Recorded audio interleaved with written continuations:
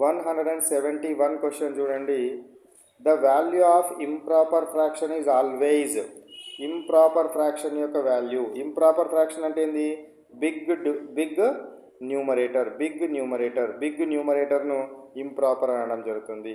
3/2 improper కనుక తీసుకున్నట్టయితే దీని వాల్యూ ఎప్పుడు గ్రేటర్ దాన్ 1 వస్తుంది. 3ని 2 తోటి డివైడ్ చేయండి. సో 2 1 జా 2 అవుతుంది, -1.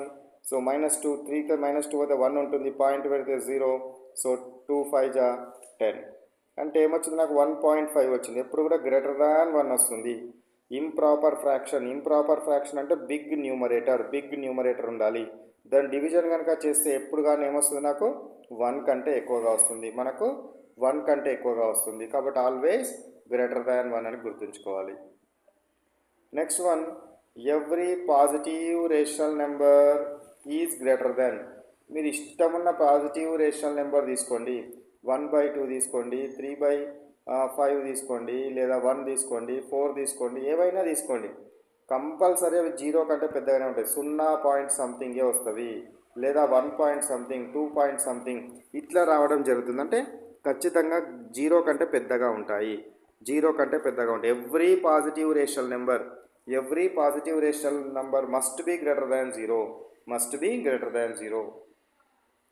Next one, positive rational numbers must be greater than 0 ఉన్నాయి కాబట్టి negative rational numbers always less than 0గా ఉంటాయి. అంటే -1/3 కానీ, -2/5 కానీ, -5/6 కానీ మీ ఇష్టమైనవి తీసుకోండి. మీ ఇష్టమైన నెగటివ్ రేషనల్ నెంబర్స్ తీసుకోండి.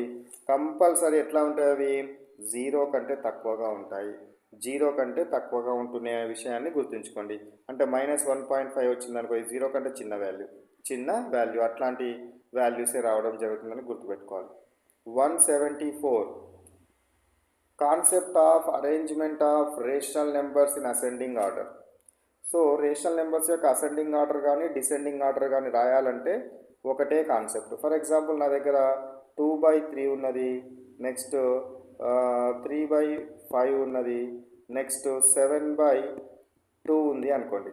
ఇందులో బిగ్ది స్మాల్ది రాయాలి అని అంటే కంపల్సరీ ఏముండాలి? డినామినేటర్ అన్నింటిలో సేమ్ ఉండాలి. వీళ్ళ యొక్క ఎల్సిఎం తీసుకోవాలి.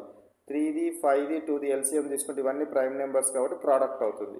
3 5 జా 15, 15 2 జా 30 అవుతుంది. కాబట్టి ఇక్కడ డినామినేటర్ 30 రావాలి, ఇక్కడ డినామినేటర్ 30 రావాలి, ఇక్కడ డినామినేటర్ 30 రావాలి. 30 రావాలంటే ఇక్కడ ఉన్న 3ని దేనితో గుణించాలి?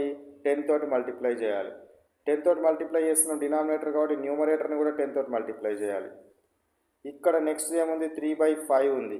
కింద 30 రావాలంటే 6 తోటి మల్టిప్లై చేయాలి కాబట్టి పైన కూడా 6 తోటి మల్టిప్లై చేయాలి. ఇక్కడ 7/2 ఉంది, డినామినేటర్ 2 ఉంది. 30 రావాలంటే 15 తోటి మల్టిప్లై చేయాలి, పైన కూడా 15 తోటి మల్టిప్లై చేయాలి. చేస్తే ఇప్పుడు ఎంత వచ్చింది నాకు? ఫస్ట్ది ఏమొచ్చింది చెప్పండి నాకు? ఫస్ట్ది 20/30 వచ్చింది. 20/30 వచ్చింది. సెకండ్ది ఏమొచ్చింది? 3 6 జా 18, 18/30 వచ్చింది. నెక్స్ట్ థర్డ్ది ఏమొచ్చింది? 15 7 జా 105, 105/30.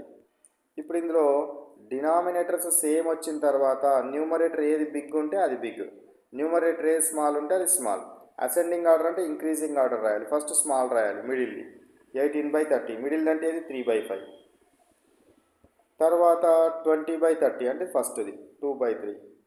తర్వాత 105 అనేది పెద్ద నెంబర్ కాబట్టి 7/2. సో ఇట్లా మనం అసెండింగ్ ఆర్డర్ రాస్తాం. డిసెండింగ్ ఆర్డర్ అంటే పెద్దదాని నుంచి చిన్నదానికి రాయాలి. ఇక్కడ ఉన్న కాన్సెప్ట్ ఏంటిది? డినామినేటర్ని సేమ్ చేయాలి. ఎన్ని ఫ్రాక్షన్స్ ఇస్తే అన్ని ఫ్రాక్షన్ల యొక్క డినామినేటర్ని సేమ్ చేయాలనేది concept. So concept of arrangement of rational numbers in descending order. నేను ఇంతకుముందు అసెండింగ్ ఆర్డర్ రాసిన కదా, మీరు ఏవైనా ఎగ్జాంపుల్స్ తీసుకొని డిసెండింగ్ ఆర్డర్ కూడా రాయండి.